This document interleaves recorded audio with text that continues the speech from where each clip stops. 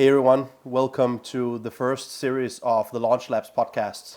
My name is Gustav Andersen. I'm the CEO of Andersen Acquisitions, and today I have brought a very special guest, Nikolaj, who I've been working with for a couple of years now. Yeah, approximately, yeah. I think 1.5 maybe, yeah.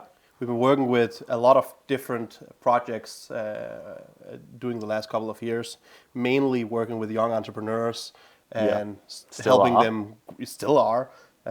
them to grow and start their own business. It's very fulfilling, yeah. I think it would be great for the audience to know a little bit about you and what you do, and Of course. Well, I am the owner of Dreammakers, which is a network marketing firm called like an active network where we go in and help people with directly connecting them to each other. And then I do some mentoring and I teach young entrepreneurs. So before we start diving into today's podcast, I would like to know what you think about this, like AI becoming a reliable tool in terms of communicating. It's a vast industry, obviously AI, but what's your thoughts about it? I think AI is a very powerful tool throughout both being an entrepreneur, but also enhanced searching. You can use AI to make your Google search better and in your daily life. So I really recommend using AI in your company. Are you currently using AI with what you're doing? It's not really that much, but I encourage others because it saves a lot of time. It's very effective, but it always needs this human touch, and I love the human touch. So therefore, I'm not using it that much. I like to be creative with my things and bring out my own message. Exactly. When we're talking about stuff like cold email outreach, which obviously is becoming a more crowded market, what we entrepreneurs would call a red ocean. Yeah. And a lot of people, a lot of young entrepreneurs are looking towards this specific marketing strategy of owning an online business or a business in general. What would you say to a young lad or young gal who wants to start their own business and are still skeptical about getting started? Like getting started in general, or about using AI? I would say just starting a business in general. Yeah, I would say the first thing that is very important is that you're not here for the money, because the money will take time unless you like strike gold, and it's like 1 in 1,000 if that's maybe too much. So you should come to the point of starting your own business because of interest, because of the flexibility. It's not really freedom, because there will be a lot of tasks that you have to do. So it's more like you choose when to do specific tasks, and not just you're not able to take a vacation whenever you want. Like they like make a picture in the on social media and stuff like that. Do this, and then you can go to some warm place, and then you can have vacation all the time. It's a big fat lie. Do you think AI is becoming too much? No, I think AI is or people just maybe starting. Relying a bit I think maybe people are relying a bit too much on AI. Yeah, again with the human touch. If you use the AI, then you should put in the humanity with. Post-scribing it. It's like checking, does it speak like a human would do? Does it bring out your kind of energy? Because that's important when you have a brand. It's like it's a feeling, it's an energy, it's a kind of way to be. And AI is AI. And a human being can easily see when it's purely AI or if it's maybe also AI. Exactly. When we are talking AI, obviously we have to talk about the social aspect. And with AI becoming, such a vast industry, both influencing the educational industry, transportation, client acquisition, general everything where communication is a part of the industry, especially what we are seeing currently, and what I'm seeing is a lot of hairdressers, a lot of beauty salons, a lot of people rather want to, go and do their shopping and, do their day-to-day stuff and not maybe do everything online. Yeah. Instead of purchasing your clothes online, your makeup if you're a girl or a boy. We don't know nowadays. Boys and girls can wear makeup. Yeah. Then it's just like we are seeing what we are seeing right now. Would we? Do you think in the future people will will distance themselves a little bit from the digital era, or and Yeah, I think we are already seeing like a reaction from Corona. There was a lot of social distancing and stuff like that, and now we are in a period where people are trying to be social again, but we are not used to it anymore. So there's a kind of anxiety connected with it. But we're also missing it. It's a natural part of our human nature. So I think there was a time with not that much social activity, and now people are searching it more, seeking it. Yeah. So Yeah. I think that will be a thing, but everything comes in waves. Then we want to be really social, and then we have been social now. Then we go back to the digital era time period. Yeah. And when we've been there for some time, we'll go back to being more social human, and then back and forth naturally. Okay, because it is very interesting when we are talking about AI, and there will both be obviously pros and cons.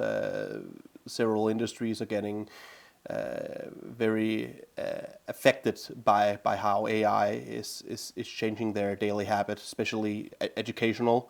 A lot of young people are using AI to either write their assignments. Yeah, that's Obviously, true. Yeah. the educational system is also becoming better to understanding when AI is being used. Yeah. But would we come to a certain point where AI will be too hard to identify? Yeah, I think so. The AI will become smarter. We have seen the new quantum chip from Microsoft or something like that. Yeah. It can draw intelligence, if it's really real, what they're saying, from other dimensions and other universes, and the artificial intelligence will be light years ahead of where we are now in a few years. So I think it will be, at some point, maybe more human than we are, more intelligent, and that's kind of scary, but also very freeing. If we can control it, it will take all the labor away from us. They will be smart enough to drive their own cars. We don't need cab drivers anymore. It will be smart enough to drive the tractors on the countryside. We don't need farmers anymore. And then what are we supposed to do with our time? Be humans, have a great time, find our place in the world, instead of using all these hours working for something that's not really fulfilling.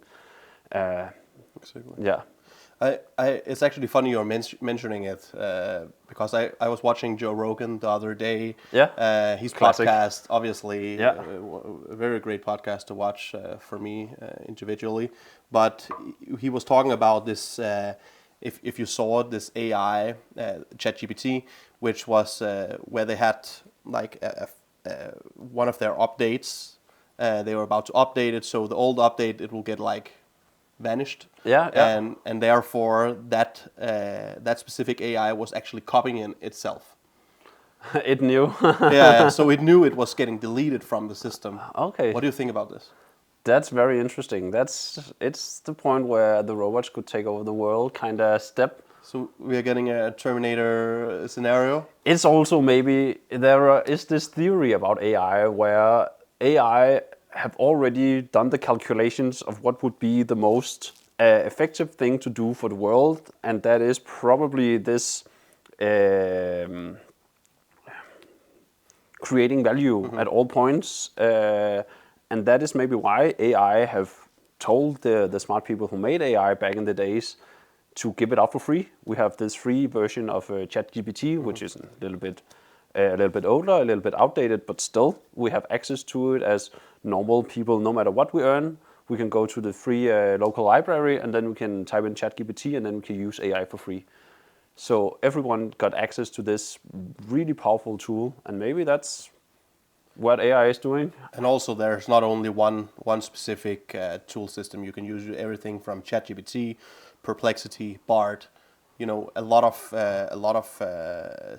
softwares and platforms are currently being developed, which obviously each of them have their own take on how both how humanly an AI can be, but also how well the knowledge of the AI is.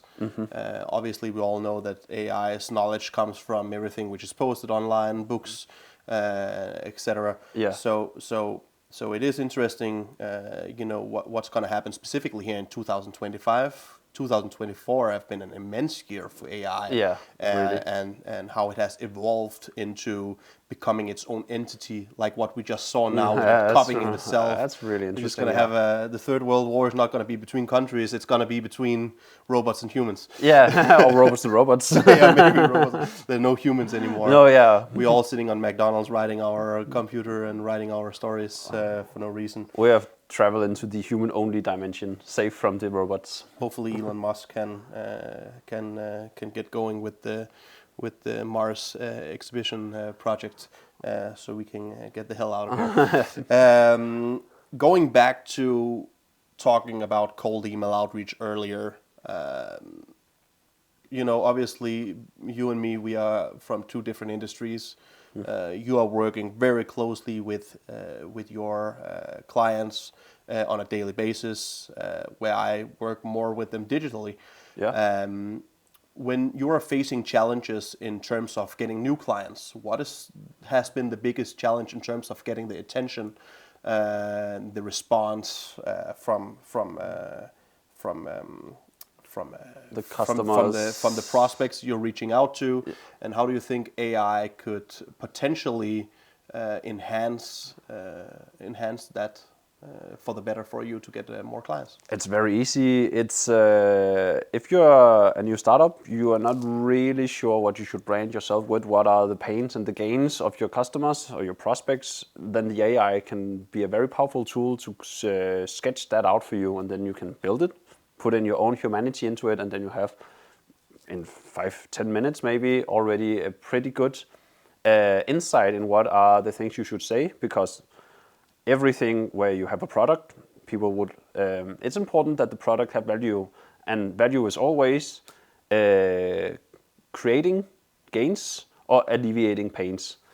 And that is sometimes the hardest part, is to really get into those pain points or gain points and communicate those to the prospects. That's a good answer.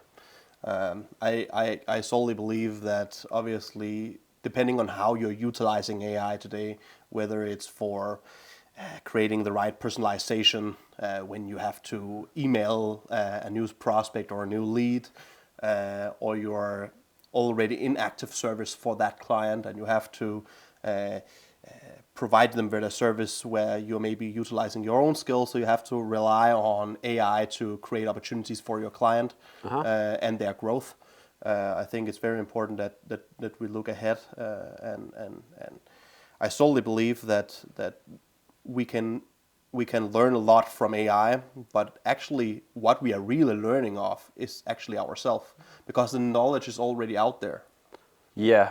The AI is just helping us get to it a lot easier. Yeah, it's like the enhanced searching. It's like you could Google this answer, but using ChatGPT or something like that, it just finds the answer for you. You don't have to like phrase it differently, and then all the paid sites come first and all this stuff. And then you get a faster, way more concrete, precise answer way faster. Exactly. So looking a bit on your own business, if we can talk a bit about it, if obviously I know that you have been utilizing cold calling as a very strategical way of getting in touch with the right people, and the people you want to talk with. Yeah. And I know you also been going out there physically, trying to reach out to them. Yeah. If you were to utilize AI or an outreach system which could like 10 times that amount of prospecting and messaging to your prospecting, what would that create for your business today? A lot of revenue. Hopefully. Yeah, but I think what I would use the AI to do is to maybe filter the prospects a lot. So I like being personal. I like getting in touch with people and talk with them and create this personal bond. So instead of using AI to reach out, I would use AI to specify who to reach out to. Exactly. Yeah. And I actually brought a little dilemma for our speech today, because this is one of my previous clients I work with in North America. He's running his own marketing agency. The thing is, he is a very busy guy. Obviously, he's working a lot. I think all marketing people does that, whether you're working with PPC, SEO, SME, web development. I think, that's very time consuming. Yeah, most entrepreneurs are working a lot. And a lot of people also maybe have it's very hard to get the consistent results if you're not able to provide them with the right service that fits their specific company and their brand. Yeah. And this client, he's specifically marketing and doing marketing for law firms in North America. A harsh branch. It's a very harsh branch, and the thing about cold email is you have to understand privacy laws in Europe. Obviously, we have GDPR law. In America, they have the U.S. privacy law. So when you're sending an email, the response can sometimes and are mostly, not what you were hoping for. No, the direct opposite. Yeah. Exactly, and that's what. Stop emailing me, you bitch. Yeah, it's exactly, and that's really what he's experiencing. Like more than 90% of the emails that he is getting back is a very bad response. Either they say we're gonna file a lawsuit against you, which obviously is not very nice. No. And again, this guy, he does not have a lot of time on his hands because he is, have a lot of deadlines in terms of providing his service. And to law firms, working with law firms and marketing for law firms, there's a lot of guidelines that has to be in order. Yeah, of course. So what do you think he should do? Are we talking AI specific or in general? Because AI cannot write an email that a lawyer is not going to say, no matter what is in this email, you have broken the law and you are taking my time. I'm a busy person too, so fuck you. But he doesn't really break the law because he's not sending emails to private people. Okay. Obviously, he has the opportunity to put in the email that they can opt out if they're not interested in speaking with him. I see. But the problem is that this specific industry, he's getting so much, bad, not very good, valuable responses and feedback from from the emails as he is trying to get more clients. He doesn't really have time to, calling people and doing the whole outreach himself. So that's why he's relying a lot on the cold email. Yeah, it makes sense. I would go with a referral system. Okay. He has a lot of clients already. They have contacts. It's a proof of concept. So he could go to their co-workers, not co-workers, but my English is failing me. But someone within the lawyer's network he already did the service for, so he can be recommended. I already did this work for this guy, and he said, you might need some help. Is that something for you? There you are already kind of private with them. It's more intimate, and it's not like some random guy from the street knocking on your door and say, hey, do you need some help? It's actually your friend who's giving a recommendation indirectly. And therefore, I think they would be way more open. I also think that maybe some of the issues of running a referral program, just now we are talking about it, could be that, working with law firms specifically. Obviously, this is a very specific case. If we were working with other industries, maybe they will be more open to it. Yeah. But law firms can be very secretive in terms of the work they're doing. Obviously, there's also some law. They cannot just go and tell everyone what they're doing. No, from specific cases and specific cases he's been working with for that law firm. In terms of how he has to marketing and doing referrals and tell them, hey, I did this case for this law firm. There's also some guidelines who has to be, he has to be held accountable. Of course. In terms of the outreach he's doing. So that can be a big issue. Yeah, I can see that. Yeah. Yeah, and I'm not really that much into that kind of business, but I see the problem with the secretness.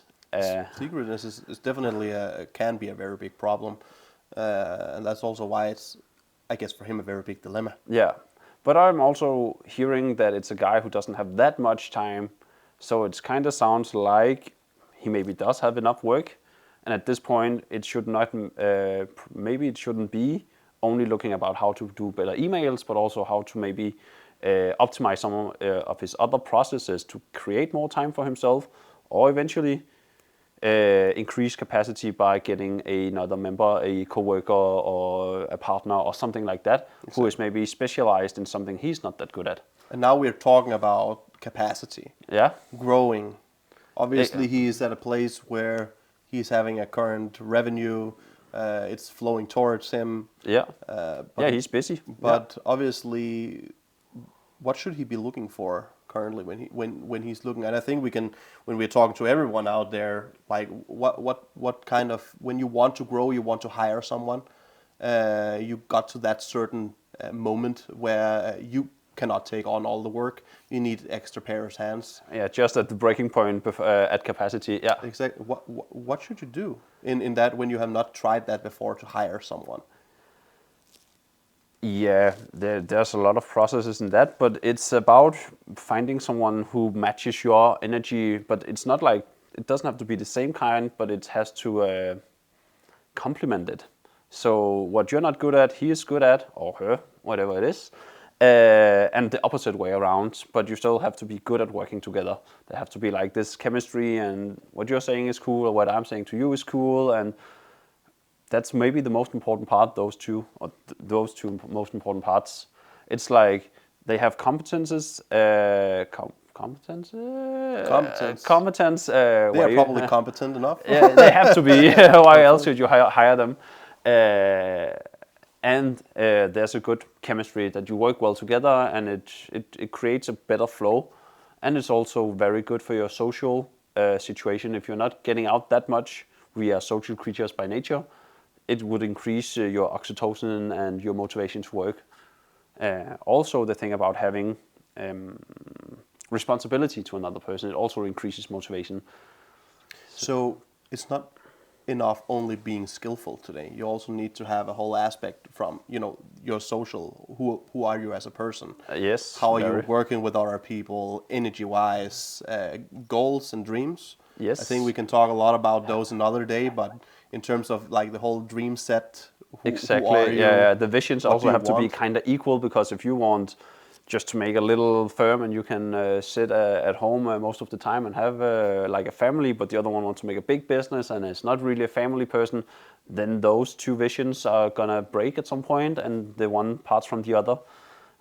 So that's very important too. It's not only enough just relying on someone's skills. No. Like AI. No. Yeah. So exactly. what we can take from that, obviously, is AI is good, and I guess we can always have AI to help us out with a lot of different compositions of how processes are and how we can personalize our self-knowledge. Exactly. But it's full of skill, but it's not full of person. Exactly. Yeah. So to have an ending note on this podcast, obviously, it's been great having you here. Great to be here. But I would like to ask, what would you say to a person sitting out there right now who doesn't know whether he should, continue his educational journey right now or start his own business? He's like on the branch of wanting to do something with himself or not. Yeah, I would say education is also doing something. It builds up your skills, it creates network, but it depends on what you really want. If you are not motivated to take the education, if you wake up every day and maybe you don't even get out of bed because you don't have the motivation, you don't really want this, then you have to switch. Of course, it's sucking out your soul. It's not getting you out of bed in the morning. You don't really live life. And the other way around, if you really love your education, take it and eventually do both. Continue with the education, start the company slowly, set the fundament, do some research on competition, on the market. Is it blue or red? How about the product? Which pains and gains? Is it creating or alleviating? And all this stuff. And then at some point, if it booms, if there is like really some meat on this bone, then you can switch. It's great to hear. Yeah. I really agree with you about the whole personal aspect, and you have to understand yourself before you're going into what it is you want. Yeah, exactly. That's very important. And how does your dreams become a part of what you want? Obviously, Is what you're doing part of the big picture? exactly. Or does it even make sense for you? If it doesn't, no motivation. That's great. It's been a pleasure to having you here. It's been a pleasure to and be here. and to everyone watching out there, this was the first series of the Launch Lab. I'm hoping to see you another time because we have a lot of things to discuss. And 2025 not going nowhere. No. We just started the year. So if you want to see more and you want to be part of our journey, talking about how AI will change the Itself whole and the whole industry as an entrepreneur. Yeah. Exactly. Then please follow and like, and then we will see you out there. It was Gustav from Launch Lab. Thank you so much.